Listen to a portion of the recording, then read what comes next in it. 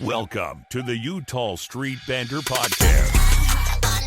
Welcome, everybody, to another episode here on the Utah Street Banter Podcast. I'm Cody, and with me, like always, is Elijah. What's up, buddy? Not much. How are you today? Doing good, man. You having a good week? Everything going good? Yeah, it's not too bad. I mean, getting ready for finals in a few weeks, so try not to think about that and maybe think about a little bit more baseball. Yeah, I feel you. So, wouldn't it be a shame? You fail your finals, but we have an epic podcast. I mean, that would work out, right? I mean, I don't know because I kind of pay a lot of money to go to school, and I don't want to have to pay more to go an extra semester. I mean, unless that episode's going to make me a couple $1,000s, I don't think it's worth it. Oh, come on, man. Come on. No, that's funny. Well, anyway, so, I mean, it's been a pretty crazy week in the Orioles realm. We went up against the Minnesota Twins, and then obviously Kansas City. We went back to Kansas City and played them for the second time, and it feels like a week and a half, which obviously isn't true, but it feels like they were just there. Now, currently, we're playing over in Anaheim against the Angels. So we're going to get started. We're going to do like we do every week and go through the box scores real quick and run through some of our thoughts from each game. Sound good to you?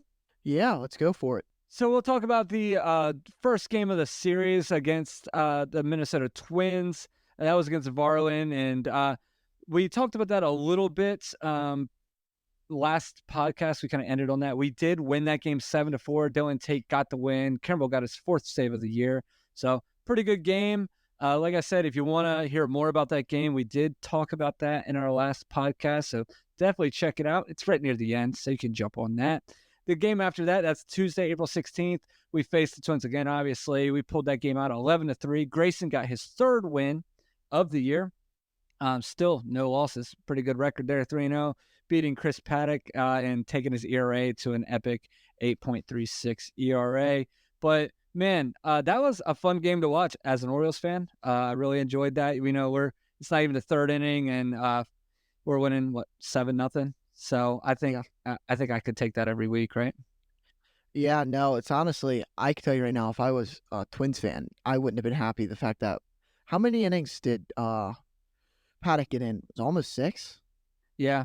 I think it was one of those things where I felt like he was just trying to eat some innings. You know what I mean? Yeah, I don't know. I think I would have been a little bit more upset with Rocco Baldelli as the manager, just because you almost maybe say, well, you've given up over 5 runs, maybe take him out. But yeah, I mean, I'm not a major league manager. Yeah, he went 5 and a piece of an inning, gave up 12 hits, 9 earned, 1 walk, 2 strikeouts, 2 bombs. So it was one of those things where definitely a rough day for his ERA. He's going to work really hard trying to get that back down. And yeah, no, Grayson Rodriguez had a decent start. 6 inning pitch, 2 earned runs, 4 hits, 6 Ks, and 3 walks. He did really good the first time through the lineup, facing the minimum through the first 3 innings.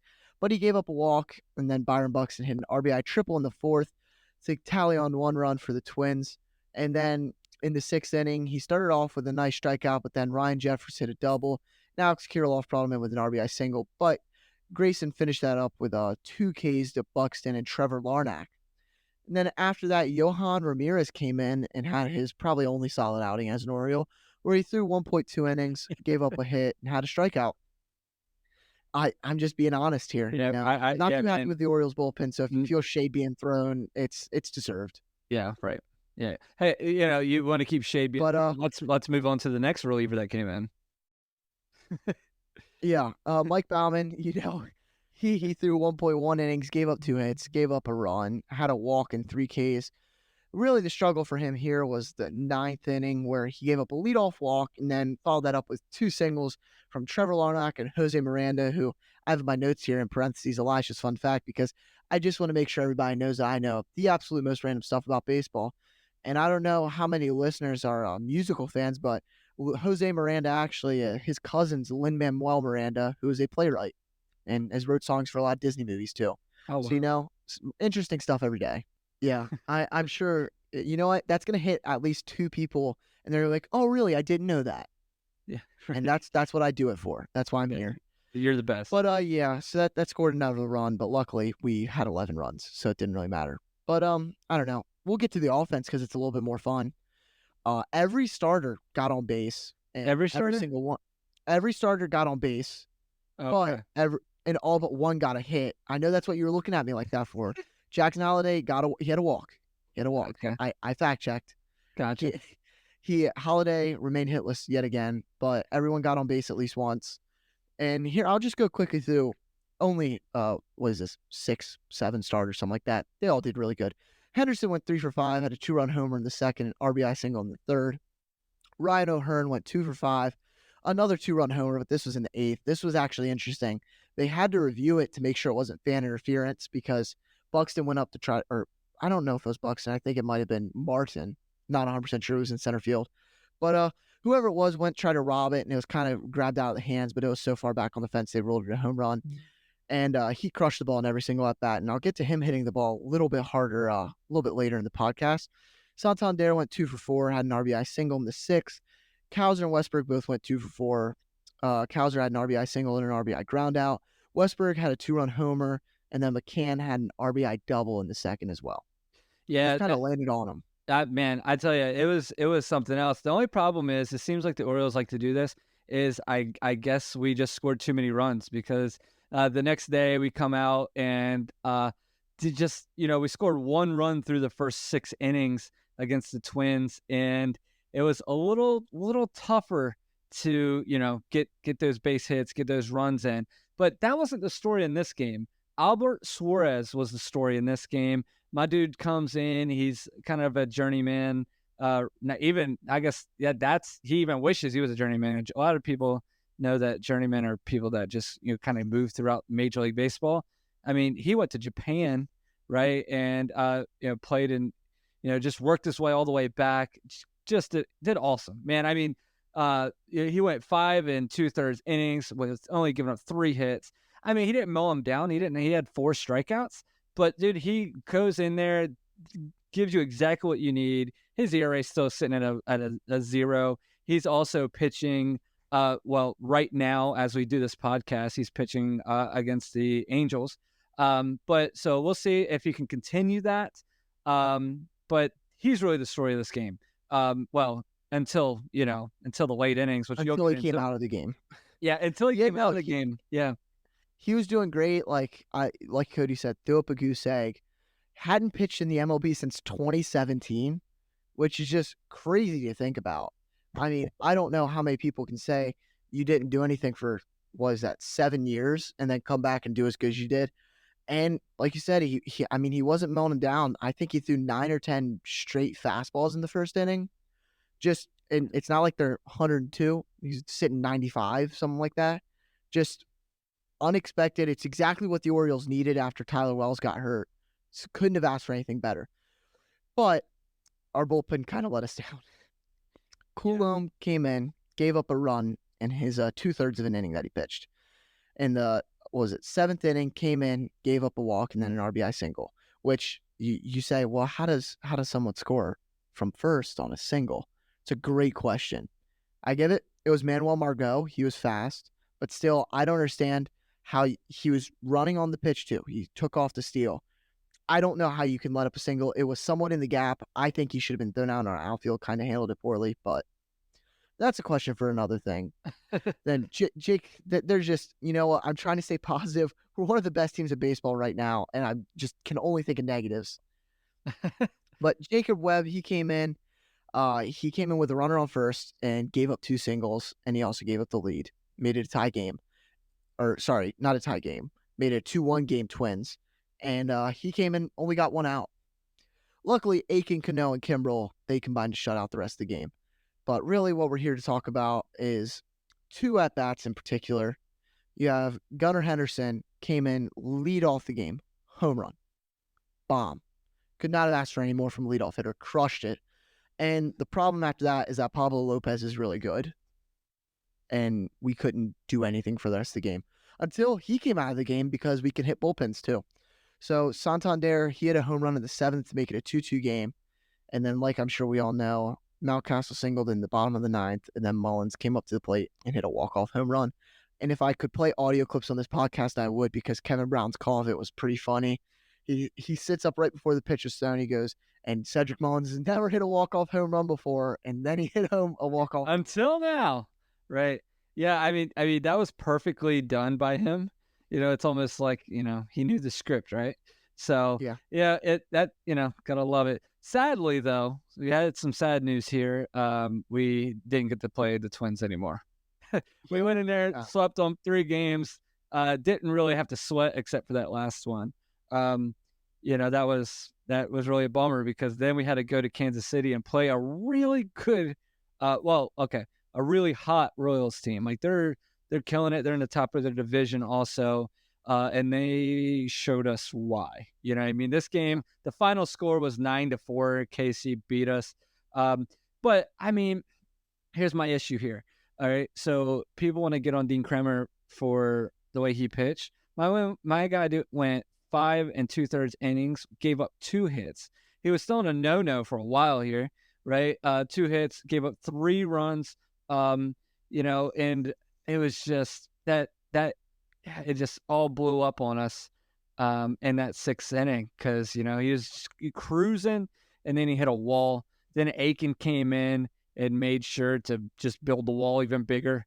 Then Tate came in, and it was just like, I mean, if I was Hyde, I would just left somebody out there and just let them do damage control, because I'm just like, you know what? I mean, let Cowser get on the mound or something like that. He's been doing so good hitting. Maybe he could do better pitching too. Yeah, it's just, like you said, Kremer, I'm not upset at all with what he did. Like you said, he gave up a home run to quite possibly my favorite player with a nickname in baseball right now, Vinny Pasquantino, the Pasquatch. Talk about a nickname. Have you seen the Sasquatch that walks out in the outfield? Oh yeah, it's awesome. That's pretty awesome. Why can't we get a cow walking in the outfield for Cowser? Yeah. Hey, we put a Chick-fil-A thing on it. Chick-fil-A sponsor that right now. Yeah, Chick-fil-A sponsor that. But Kremer, like you said, he pitched almost 6 innings, gave up 3 runs. I mean, yeah, the 6 kind of got to him, but it wasn't terrible. What is terrible is, I don't know, I'm not a major league pitcher, but I would think my goal would, at minimum, be to not give up more runs than innings you pitch. So maybe when you get 1 out, give up 3 earned runs. That's not great. Keegan Aiken. But don't worry. Tate evened it out a little bit when he gave up the same amount of runs as outs, when he got 3 outs and 3 earned runs. I think my most frustrating part in this game, because I know the Orioles, their bats are so hot, they can always get you back in the game. So we gave up 5 and I was ticked. But then Adley comes up, hits a grand slam, right? And I know you're getting ready to get into it, but then it's 5-4. You're like, dude, we're gonna win this game. You know what I mean? Like this is the O's way. So, and then like you said, between Tate and Bauman, it was just, I guess Bauman, he did well. I mean, but between Aiken and Tate, they just tried to make sure that it wasn't gonna happen. Yeah, they said they didn't. Cambrilla told them earlier in the bullpen he didn't want to pitch, so they told him to make sure they blew it so he didn't have to come in for a save. That's gonna be my theory. They're looking out for their fellow bullpen mate, and they did a great job. Yeah, but like you said, Bauman did good. He had an inning and he didn't give up any runs. He had 2 strikeouts. That's pretty good. And then I know you're talking about the Adley offense and how our offense is normally pretty good, but we were pretty bad besides that grand slam. I mean, we had 3 singles in the 7th, and then that grand slam. But that was our offense. And maybe it's the part that we gave up 9 runs. I'm sure that doesn't motivate the offense very well. But it was just, I don't know. Luckily, we came out swinging a little bit better the next day. Yeah, the next day, man, we go up. I was nervous about this game. You had Cole Reagans on the mound, and in my opinion, he's one of the best pitchers in baseball. Big lefty. He dominated us back in Baltimore a few weeks ago. Obviously, we had Corbin Burns on the mound. Our superstar stud. So it was their guy against our guy, and luckily, we had a second inning because we go and score 7 runs in 1 inning. I know you're going to get to the details, but that was pretty awesome. We ended up winning this game 9-7, which is ridiculous. I'm sure you'll get into that too. But you score 7 runs in the second inning, you can almost I'll just go ahead and turn this game off because this should be over. But obviously it wasn't. Yeah.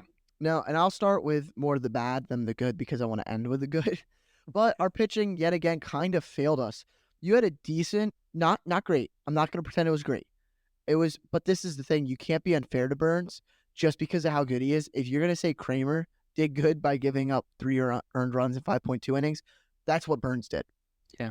And yeah, he gave up 4 hits, 4 Ks. He was doing really, really good and gave up 3-run homer in the 6th and had to come out. That was kind of his only bad spot on the night, I would have to say. But really what's the problem is when you have Danny Coulomb, Johan Ramirez, and Yenye Cano give up 4 runs in an inning and a third. You can't really have that. Yeah, I think everybody ended up wondering how Johan Ramirez is still on the roster after that game. If you watched it, he threw a curveball and it hit the infield grass. It didn't even get to the dirt in front of home plate. That I mean, you would yell at a 12-year-old for that pitch. And we got a major leaguer that he pegs Adam Frazier in the foot first pitch, and then the next batter he I guess forgot where the catcher was, or he was still with his eyes closed. Then the next play, obviously, they hit the ball to left field to Cowser, who just came in for Austin Hayes because Austin Hayes got hurt, and luckily Cowser throws the dude out at third to kind of save, and then Hyde couldn't get out to the mound fast enough to pull his butt out of the game, and put Cano in, and then Cano walks the first batter, and I'm just like, dear Lord, we were winning 7-0, and I'm sure if you're listening to this podcast right now, you're like, this is the game I'm trying to forget about this. Like, just tell me that we won, and and obviously we did, but it's frustrating. Yeah, I mean, and then like some good, I guess, is Aiken, Bauman, and Kimbrel. They had 2 innings that they pitched to give up no runs. But the only real impressive pitching thing that happened is Kimbrel. He got a save here, which actually is his 422nd save. I'll make sure we get to that later in the story that kind of happened with the ball that Cowser threw into the fountain. But it's a milestone that's cool that he could do in an Orioles uniform. And then we'll get to the good part, the part that we scored 9 runs. Should be more celebrated, but we only won by 2 runs, which is insane. It was really good. Every single starter had a hit. Henderson, Rutschman, Mountcastle, Santander, and Westberg all had multi-hit games. Arias snapped out of his slump and had a double. Like, where'd that come from? Anthony Santander had 3 doubles this game. And I just want to read through a little bit of the second inning here. Jordan Westberg had singled the lead off. Then he stole second. Austin Hayes crushed a ball that was a great catch by Hunter Renfroe in the outfield. Then Arias doubles, McCann single, Mateo strikes out. Then a Henderson single, Rutschman single, Mountcastle single, Santander double, Westberg single. Then they had to change pitchers, and then Hayes walked and then ground out. It's just, that's all 1 inning. And imagine if we could do that every inning. Obviously we can't, but it's just, this offense is so potent. And if you get just a couple guys hot, well, there are ways that we'll find to score. But and then luckily we end up going into the last game of the series too, looking to try to win the rubber match, and we brought it back, winning 5-0 here. Yeah, it was. I guess Cole Irvin listens to our podcast because he just wants me to shut my mouth about his. He's like, keep your name out your mouth. You know what I mean? Yeah. So my dude, look at me. He crushed it. Dude, like Swervin Irvin sure did amazing. I tell you, man. I think you need to get like a Swervin Irvin sign or something in your house. You know what? If he keeps pitching like that, I'll do whatever. Because I said last time that he would probably never come on our podcast because I like diss him all the time. But dude, he went 6 2/3 innings, 4 hits, only 2 walks, 2 strikeouts. I mean, so it is what it is. But I don't care what you do. You almost went 7 innings and was shutout baseball.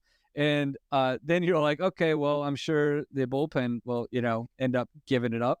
And they didn't. They didn't. I mean, this was the game that, we've been kind of dissing Orioles bullpen and kind of pitching this whole time so far. But this is the one where the pitching, that they won you the game. I mean, we scored 5 runs, obviously. But it's pretty easy to play or easy to win when the other team doesn't score. Yeah, like it kind of gives you hope for this Angels series because their offense is much worse than the Royals, and we may be able to do something. But yeah, no, Swervin Irvin, my man, I said at the beginning of the year, you can go back and find it on the podcast. I told him he was going to, I said he was going to do good this year. And I kept my mouth shut. I didn't say anything when he was doing bad, but now he's doing good. And what can we say? One thing I do want to get to is, I know you're going to talk about offense, but let me just talk about, since we're staying on pitching, Seth Lugo pitched for the Kansas City Royals. He was 3-0 before this start, and he had yet to give up a home run. And I don't know if other teams look like this, but our 7 and 8 hole hitters, are studs, and they went back to back. That's Cowser and Westberg, and that was the first 2 home runs he's given up all year, and it just happened to be back to back to 2, young futures superstars. Yeah, and I'll just honestly, our pitching did really good, but I am more intrigued to get into these 2 right here because Cowser and Westberg, like you said, hit back to back home runs. They are killing it. They're atop a lot of leaderboards this year in the MLB, and just. It's crazy how stacked we are. They're, like you said, batting 7th and 8th in our lineup. And I think in any other lineup, they're top 3. Yeah, I agree. Almost, except for maybe the Dodgers. Because, you're not going to bat one of them above Ohtani or something like that. But Cowser last week was player of the week. Westberg just won it for this past week. That's the only 2 player of the weeks that have been given out in Major League Baseball were Cowser and Westberg. And they're batting 7th and 8th. So that's kind of my thing, is that I know we have Holiday and I know he's struggling. I don't care. We can make up for it when we have some of the best hitters in baseball batting almost like at the end of our lineup. Yeah. But, again, along with those 2, you had Gunnar hit a double, but it kind of looked like a home run. They ruled it a double, though. Anthony Santander had a nice RBI, nice triple, and then Mountcastle had an RBI double after that. And then Westberg got walked and had an RBI walk. That's really all it was. It wasn't super flashy other than the back-to-back home runs.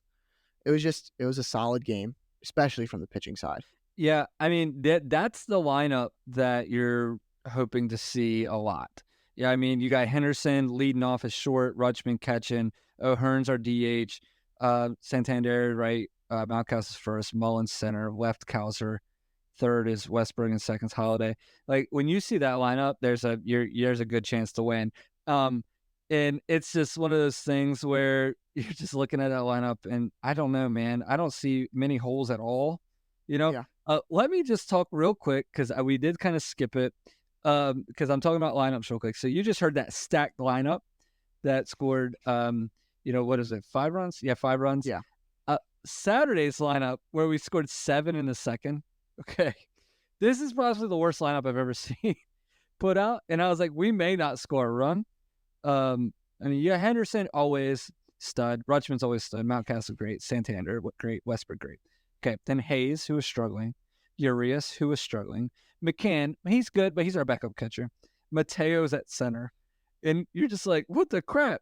And then we score 7 runs, and then you're just like, all right, well, don't talk about that in the podcast because obviously he knew what he was doing. He's doing great. But man, I tell you what, it was a fun week. I was really nervous. I was telling you off air, I was really nervous with the Royals. I was like, they are a team that could definitely get us. You know what I mean? Yeah. And they didn't. They came out. We took 2 out of 3, which we'll do that all day. We kept our season series not being sweep thing still going. But one thing I want to talk about really fast is Holiday. We don't really have many. We're not diving deep here. I mean, if you watch Orioles baseball, you know that my man, poor guy's batting a .033. Here's my problem right now that we're gonna have to start talking about. Urias is actually getting hot. He's hitting well. He's hitting righties and lefties right now. And you're like, well, we can let Holiday kind of, get better. Here's my opinion on this, okay? Because everybody likes to talk about Henderson and Rutschman. And I'm trying to give both sides of the coin here. All right. If you want my personal opinion, I'm not stressed about it. But if I want to be dual-sided here, your argument is when Henderson, Rutschman, Cowser, we sent Cowser down, but when they were struggling, we weren't meant to win. Like those weren't World Series contending teams. Yeah. Okay. So, like, hey, remember them? We let them stay up yeah, but we were losing like 90 games or something, 80 games. Yeah, and I think the one thing I could say that's kind of not against it, but just I don't think we need to worry. Since he's been called up, the Orioles are 8-3. I know. And you're right. You're right. But every other podcast I'm listening to or on the news is they're talking about Holiday. Well, you know what? He's not hitting, but his defense is great. Yeah. I mean, then that's Urias. Like, you know what I mean? Like, my man won a Gold Glove, and I mean, he struggled hitting. So, but like I said, I don't want you yelling at me on. I don't want our listeners yelling at me on Facebook or Twitter or anything because I'm giving you both sides here. So if you want to come at me and say, "Hey, this is why he should be sent down or benched," I hear you. Like that's a good argument. You could probably give me a good argument. If you want to give me an argument on the opposite end, then I can probably listen to that too. So it's like I see a lot of bickering back and forth, but I think both sides have the right to. Well, not the right. I think both sides are right. I do. Do I think Holiday's a future stud? Yes, I do. I mean, I just don't know how many more times you can strike out. I just that's my problem. Like the strikeout percentage is just insane Like, right now. and I think just from not looking at any statistics right now, this is just from kind of the eye test, looking at what I've seen of him. I don't think it's a skill problem. I think it's a confidence and he's in his own head problem. Yeah, Because like he had bases loaded, one out one of the nights against the Royals. Comes up bases loaded, one out, and it's a full count, takes a fastball right down the middle. That's not a skill problem because he knows that he should swing at that and he knows that he can hit that ball. I think it's yet again, he is 20. He is less than 2 years older than me. yeah, And I think it's just gonna take time. yeah. I get it, man. Like I said, I mean, I do. We got to touch base on because it's a top Oh no, yeah, no, I know. story for the O's right now. Which I wish it wasn't the top story. I wish people would stop talking about him and Yeah. start talking about freaking how Kyle Connor Westberg. Kowser's a stud, dude. Kowser is a stud, and Westberg is like the most. He reminds me of like if Westberg was a pitcher, he's like Max Scherzer. You ever see him? My man doesn't hardly smile. I mean, he is dead serious all the time. No. I love it. I mean, man, it's just so much fun to watch him play. I do think we have the Angels right now, and we're getting ready to jump into a pretty tough beginning of the month because we have the Angels, and then we have the Yankees are coming to town, and this May looks totally different in my opinion than April did. So we better come out hot. Well, yeah. But what? I just don't know. I know we were looking at April at the beginning of the season and said, "Oh, this is a cakewalk." And apparently, we placed obviously we still did good, but who expected the Royals to be what they are? So this is kind of my thing. Is in May you got like the Yankees, the Diamondbacks, Toronto, Seattle, some hard teams. But then who knows? It's gonna be our luck. The Chicago White Sox, they're the worst team in baseball. It'll be our luck. They'll be on a 15-game winning streak. Yeah, you know that, right? Yeah. Speaking of teams, man, we definitely hope doesn't get hot. Obviously, we played the Angels last night. Craig Kimbrell took over 7th place now in the saves category of all time, and the Orioles pulled it out 4-2. But the big story here was definitely Albert Suarez.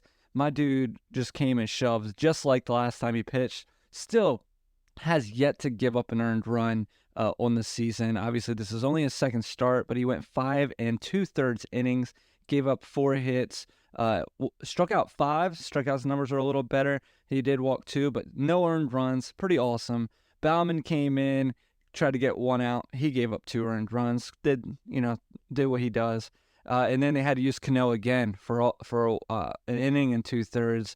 And at the end of the game, Hyde was definitely saying that he wishes the middle relief would definitely step up because they definitely need him, and they can't keep using Cano for multiple innings.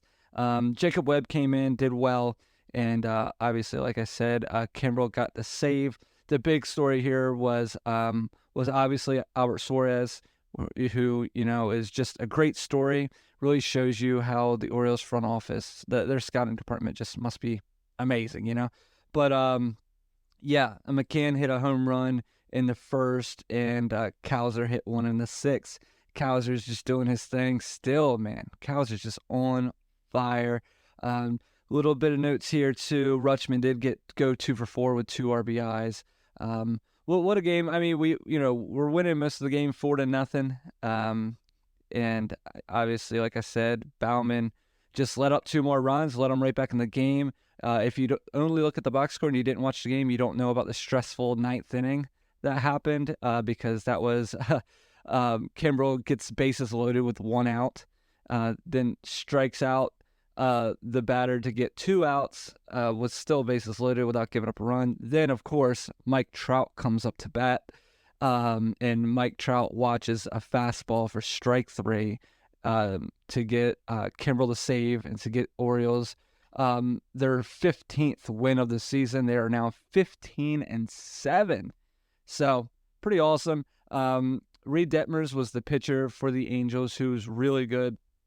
He was 3-0, and man, glad to beat them. We now are going to play today. We're facing the Angels again, obviously, but Griffin Canning is the starting pitcher. He is 0-3 with an 8 ERA, which probably means that we won't be able to hit him, because it seems like that's how that goes. But good news, we have Grayson Rodriguez on the mound. He's 3-0. Yeah, but you want to talk about our baby birds? Apparently, they went on a power surge, right? I need to get into this. I've been just chomping at the bit waiting. I titled this segment, it's the Baby Birds Power Surge. And Let's do it. I don't know. I just kind of earlier today, when starting to prepare for this, I'm sitting there and I'm thinking, I don't know, what can we talk about today? What can we do other than talking about these games? I just started thinking, I feel like we've been hitting the ball really, really hard. And sometimes we get a lot out of it, but then there's also times where nothing happens because of it. And I was like, you know what? Let's do a deep dive onto some stats and see if I'm true. See if I was right. Apparently, I was like more right than I could have ever guessed. Oh my because God. I'm gonna throw some stats out here. I'm gonna explain the stats, explain why this is important, and explain how it means we're doing good. So the first one I have here is barrels over plate appearances. And so for those of you that don't know, probably a lot of us, I didn't really know that much. But so a barrel is what you might think is when you hit it on the sweet spot. But the technical term is when you hit a ball that has a combination of exit velocity and launch angle that averages at least a 500 batting average and 1.5 slug. That's really good. So this is expected numbers too. So it's not saying that if you hit the ball this hard at this angle, it's going to get you this. It should get you this, because who knows, Cedric Mullins is going to be out there and rob you probably. But we have 2 players in the top 20 of this stat, Ryan O'Hearn, Colton Cowser. O'Hearn is second in all of baseball at this stat, and it's basically just saying the amount of times that you barrel a ball in your at-bats, how percentage it is. This isn't a counting stat. It's a percentage, and he's up there with the likes of Ohtani, Bobby Witt, Juan Soto, Marcell Ozuna, and just it's insane. And as a team, the Orioles are first, and we're first by a landslide. We're at 7.3%, just the Orioles. The next closest is the Royals, surprisingly, with 6.8%.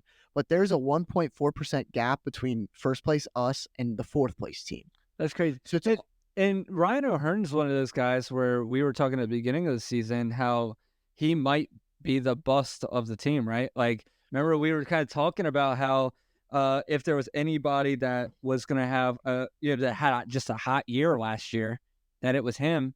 And man, now you want to see him in the DH slot as many times as possible. No, and I saw something that I might agree with, and I don't remember all the players, but it said, is Ryan O'Hearn the next really, really good player that just peaked late? Think of players like, no, I'm not saying he's going to be this good, but you think of players like a Justin Turner. Yeah. Who remembers that Justin Turner played for the Mets and the Orioles before he went and did good with the Dodgers? Right. He was really bad, and then he found something. Right. Is that what we're seeing here, where we're seeing this later career resurgence? And if so, that's a great problem for us to have. You know what he accredits most of his success with right now? What? The shift being like you can't shift anymore. Really? He's like that was the best thing that ever happened to me, mentally especially, but also because it opened the field up a little bit for him. Yeah. No, because for me it's just I'm looking at how he plays, and it's just he obviously pulls the ball a lot, so I can imagine that would affect him. but he just crushes the ball every time he swings. Stud. And I'll get into another stat that he's also at the top of, and it's barrels over BBE, which is another stat with barrels, but it's instead of dividing it by your plate appearances, you're dividing it by BBE, or batted ball events, which is anytime the ball is put in play, basically, whether fair or foul, it just has to result in a hit, error, out. So if it's a foul ground ball, it does not count. But if it's a fair ball that's caught for an out, that counts. And it's basically, this is instead of taking as a raw number of your whole plate appearances, it's taking the time that you put the ball in play. Are you hitting the ball hard when it's put in play? Yet again, O'Hearn and Cowser are at the top of this one. And it's just the Orioles are first in baseball in this stat too. Yeah. Another one I have here is hard hit percent, which is just basically how hard you hit the ball. It's we have 3 in the top 20 personally. It's Westberg, Gunnar, and Adley, and we're second in baseball. Another one that's much more of a counting stat is 95 mile an hour plus. How many balls have we hit that are over 95? Those same 3, Westberg, Gunnar, and Adley, are all in the top 20.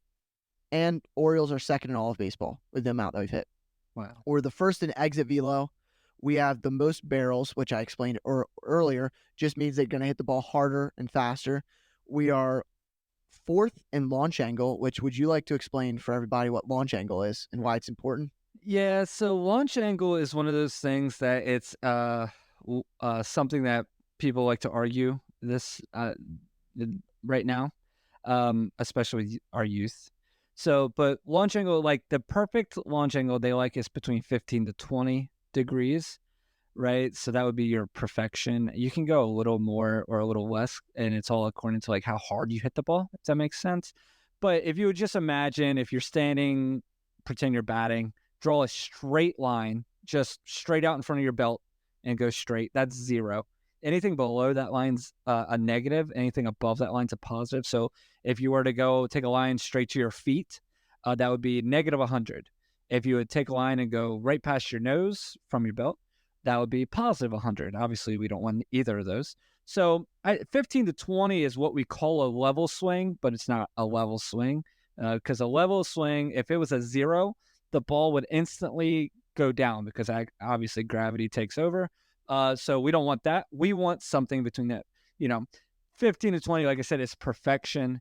So that's sort of, the easy definition to make people understand. Yeah, and like he said, you want around that 15 to 20, and the Orioles have a 14.7 degree launch angle on average, which is the fourth highest in all of baseball. And I feel like this is a more complex stat than just looking at it, oh, that's close to 15, that's good. You kind of have to take into consideration, well, you hit a lot of pop-ups, you hit a lot of ground balls. It's just the more you're consistently around that launch angle, the more you're going to have productive at-bats that end with hard hit balls like we've been showing, like I've been telling you about, and how you're going to have it be extra base hits, finding the gap, home runs. Just basically, if you can find that launch angle, it's going to be more consistently good for you, which the Orioles have been doing. And all the other stats that I have not mentioned yet, all stats and percentages that involve hitting a ball hard and putting it in play, the Orioles are either second or first. We're no worse than second in any category. It's crazy to think. And just one example here is someone that we mentioned a lot is Ryan O'Hearn. He's the best expected player in baseball. He has the highest expected weighted batting average, which is taking into consideration a whole bunch of different factors. But he has the highest expected on base percentage, highest expected batting average, highest expected slug. Like he's what he should be batting a 381 right now. Wow. And he's batting a 268. Yeah. When that's not saying that that's just because good defensive plays, unlucky weather conditions, it takes into consideration everything. He's in the 95th percentile for average exit velo, 96th for barrel percentage, 80th for hard hit percentage, 90th for sweet spot percentage. He's not chasing the ball. He's got a 96 percentile on chase percentage. He's not striking out either. He's 97th percentile on K percentage. He's not really walking that much, but why would you want to? This is even the thing that surprised me. He's in the 85th percentile for base running run value. So that means he's producing runs on the base paths too. He is just he is probably the most underrated Oriole right now. Yeah. Because you have Cowser, you have Westberg, Henderson, Adley, even Mountcastle and Santander. People know who they are. Ryan O'Hearn is still relatively unknown and is killing it. And I know he's not playing tonight because we're playing a lefty. And I know normally he doesn't play against lefties, but he's even starting to hit lefties a little bit better. It's wonderful. Wonderful to see. Yeah, it absolutely is. I mean, I'm really excited for him. That's just a guy that, what a resurgence. You know what I mean? That was a guy when we got him from the Royals last year. Like who would have thought, I think everybody thought he was a Norfolk Tide depth piece. Absolutely. But real quick, I want to get into a couple of my stats, if that's okay with you. Go for it. You're nerding out over there, so. Oh no, go for it. You want to act smart because you don't want people to think I'm the only smart one. No, I'm just gonna talk to my normal baseball fans here and talk about stuff that everybody else already knows. So let's talk about who has the most home runs in all of baseball. The Baltimore Orioles do. We have 34 home runs. The next closest to us is, believe it or not, the Red Sox with 29. But anyway, so we're leading all of baseball with 34 home runs. But you know what my favorite part is? What's your favorite part? Because as an Orioles fan, we're used to kind of leading league in home runs. Yeah. Just the past 15 years. I mean, we're used to leading for all of history, basically. Yeah. We're the best. But I mean, back when you had Chris Davis, Nelson Cruz, Mark Trumbo, we would lead all the time. You know what else we used to always lead in? Strikeouts. Okay. We're 23rd in strikeouts right now. Okay. That's amazing. Well, our strikeouts are way down, and that's awesome. Now, the negative of this is we are dead last in walks, because apparently we just decided, you know what, we don't walk. We're too good to walk. We like to walk. Yeah. So I mean, we only have 54 walks in the whole season. The next person closest to us is the Marlins, and they have 59. So it is what it is. Well, it also might be that pitchers are just they're just attacking, or we're just super aggressive. I think we're super aggressive. I think it's that we're aggressive, but at the same time, I think baseball kind of coming into a more statistic-friendly place, and I think the people that are controlling the statistics for the Orioles are seeing what I just read to you, that when we hit the ball, good things happen. So it's almost better to say, instead of taking a risky pitch on with 2 strikes and maybe striking out, maybe getting a walk, though, you swing at it, put the ball in play, and something better will happen than just a walk. Yeah. And we're 4th in all of baseball in average with a 264 batting average. And, so if you're going to come and argue the whole Jackson Holiday thing, my man hasn't got a hit in, a week or so. We're still, leading the league in everything. You know what I mean? So that's your argument right now. And as long as, everybody else keeps hitting. Next week, what we're going to talk about is we're going to do our April review and talk about the good, the bad, the ugly. And then we're going to do a May preview, talk about, what we got coming up, and especially some guys that we're really excited to see have another great month. So be sure to listen. Also, make sure that you like and follow us on all our social media. We are on Facebook, Twitter, and X. And be sure to follow us and give us a rating, a 5-star rating on Apple Podcasts, YouTube, and even Spotify.